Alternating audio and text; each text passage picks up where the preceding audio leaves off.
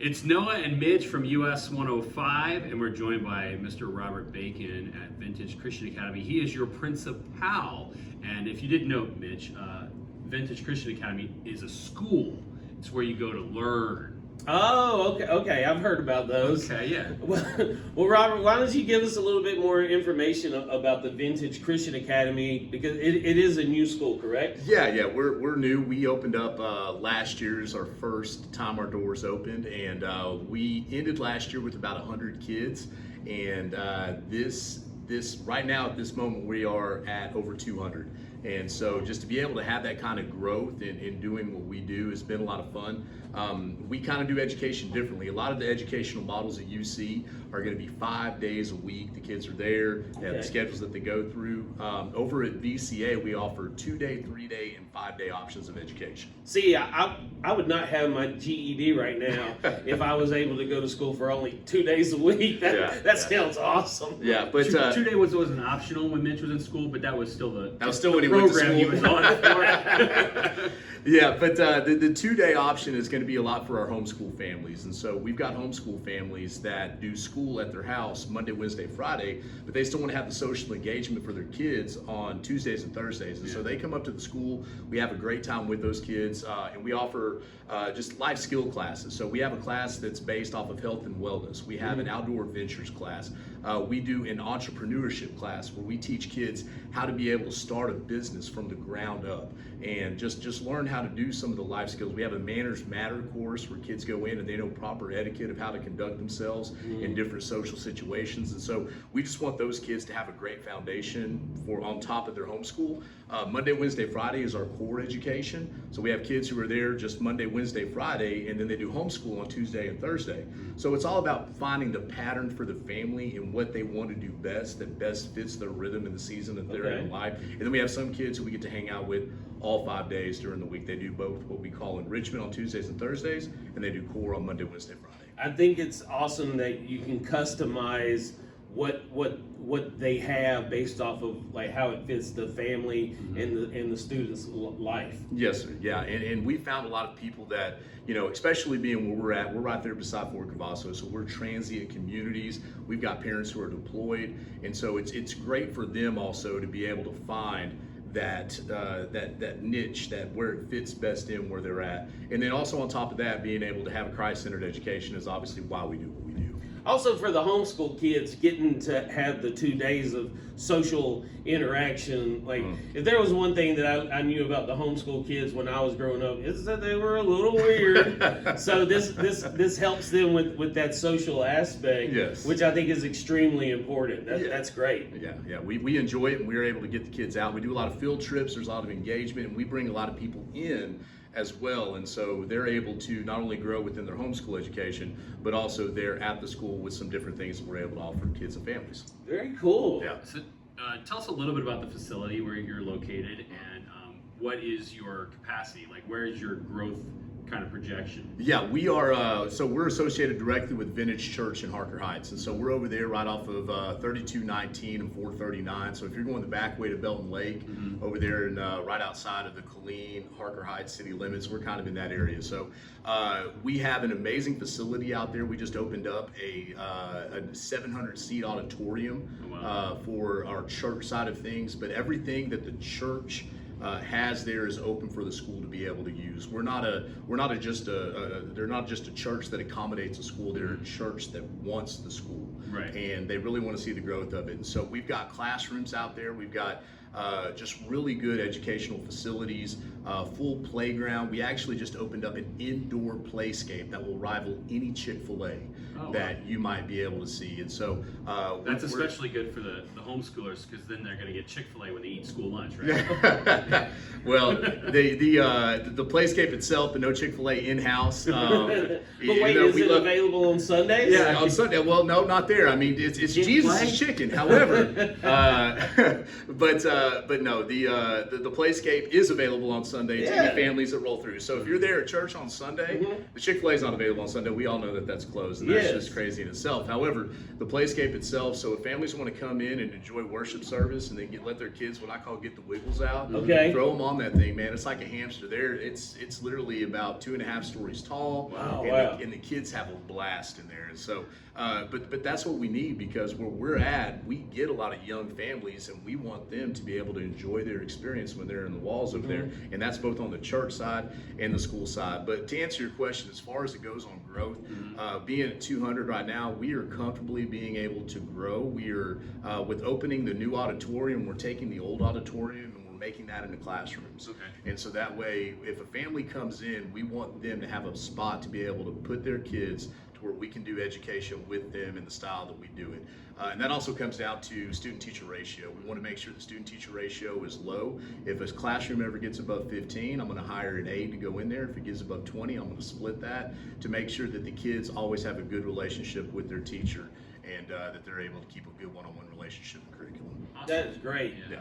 I would like to know a little bit about when did Vintage decide they wanted to open a school, and then talk a little bit also is like, it doesn't matter when you start going to Vintage Christian Academy, you have set it up to age forward with the classes. You're K through 8 right now, but the goal is if you're an 8th grader, you're just starting this year, when you're a senior, you'll still be able to go to Vintage Christian Academy. Without a doubt. And so last year was actually started, there's a guy by the name of Daniel Hayworth, and he is now the site pastor over there at Harker Heights. And so he was doing what I'm doing this year. And so he just, his wife was in public education for a while. I was in public education for 15 years as a teacher and a coach, and I loved it. I know that there's a lot of people out there that are doing the Lord's work when it comes down to public education, but he just felt like there was a way that he could do things different for families within Central Texas. He was an officer out on Fort Cavazos. He drove Army tanks. And, so he sat down with the group over there with Pastor Stephen Martin of Vintage Church, and they said, how can we make this happen? And so they teamed up with Turning Point USA, with Charlie Kirk and those guys. And we are a part of what's called Turning Point Academy. And so we got the ground foundation and found other schools that were kind of doing the same mindset of what we wanted to do. And so we found a parent school that's out of Chicago. They went up there, visited them, and just got the infrastructure and the layout. And then the next thing you got to do is you got to be able to find the teachers. And then the teachers are going to buy into a classical education. It's a little bit different than what we call progressive education. Classical education is more of the mindset of being able to do things like they did prior to the Industrial Revolution. So without going on a history lesson with that, it was just a great time for us to be able to harvest some families and bring them in and say, hey, this is the model that we have, could you do it? And whenever they put the word out, my two boys and my wife, we decided to go with them in the first year. And I was able to see huge growth in my children. Being able to see them get into this style of education. So that's what really drew me in to doing this. And so, but our middle school right now, we go all the way up to 8th grade, like you said, but every single year we want to make sure that we are able to accommodate kids and keep them in house. I'm looking forward to here in 4 years being able to have our first graduating class walk across the stage. Now, it might not be that big because we're kind of top light and bottom heavy just due to where we're at. Right. But whenever that happens, it's gonna be a big celebration. But we always want to have a place for kids and a way to be able to do education differently, no matter what the grade level. And I think it's great the way you serve, the post as well, because those kids are more transient than almost any. They're constantly changing, and I get what you're saying, where it's hard to have some higher upperclassmen right now because people don't like moving their kids from school to school. Yeah. And they've made friends and established that relationship, and they're like, oh, well, now we're going to move you over to here. But with military children, they are a little bit more used to changing, so it's nice that you can invite the whole family in and have that kind of facility that's available to serve not only our community in Central Texas, but also our vast military community too. Yeah, and when you say family, that's something that we are really, really big on, because we don't have the funds to be able to hire like janitors or people that are able to flip it from a church to a school, from a school back into a church. And so we depend on our families to come in and help us out with that.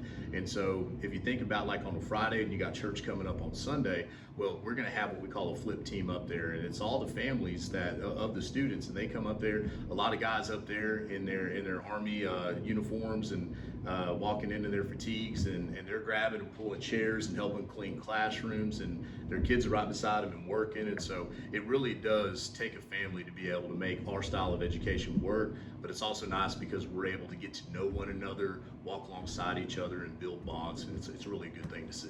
That's great. I mean, Yeah. getting to have that relationship with the parents instead of just a PTA meeting Yeah. or a parent-teacher conference every quarter or whatever. It gives you a good idea of what's going on in your child's life. Yeah, you really get to know somebody when you get to work beside somebody. And your PTA meeting is going to be top notch on Friday. I mean, you're going to invite everybody in. And this is open to the entire community. Everyone's welcome to come. But you have a big event happening Friday evening that features a lot of, A-level star power. Yeah, we're excited for it. We've got our Lone Starry Night Gala that's coming up, and so our keynote speaker is going to be Texas Attorney General Ken Paxton. His wife Angela is also going to be speaking there. She's a senator out of the DFW area.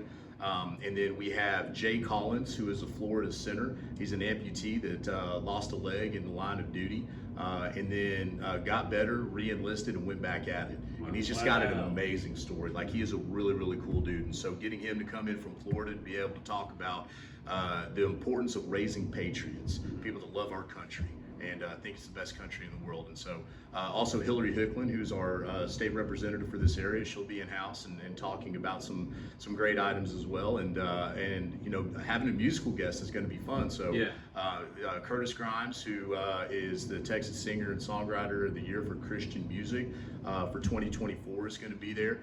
And so on top of that, great food, good fellowship, a lot of really, really good silent auction items from local people that have just donated some really cool stuff. So we just want to put together a great evening that's going to be a lot of fun for people that are there in-house, but also showcases the school, what it's doing for our families and our kids in that area, and how people might be able to give back if they want to contribute to what we're doing, and how they can do that. So what's the website if I want to get more info? I want to know the itinerary. Yeah, if you go to www.vintage.academy/gala, or if you just go to our school website, it's going to be the first thing that pops up. You can find out more information on that, and then also it'll take you to a link to be able to sign up. We still have tickets available. If there's businesses out there that want to be able to grab a table at the last minute, we'll make it happen. Okay. So just excited for it, and if anybody has any questions, they can reach out to me. Well, that's Mr. Robert Bacon, principal at Vintage Christian Academy, now in its second year and growing leaps and bounds. If it's something you're interested in, or you just want to support, a great organization like this that's all about building for the future, check out their website. Thank you. Thanks, guys. I appreciate it.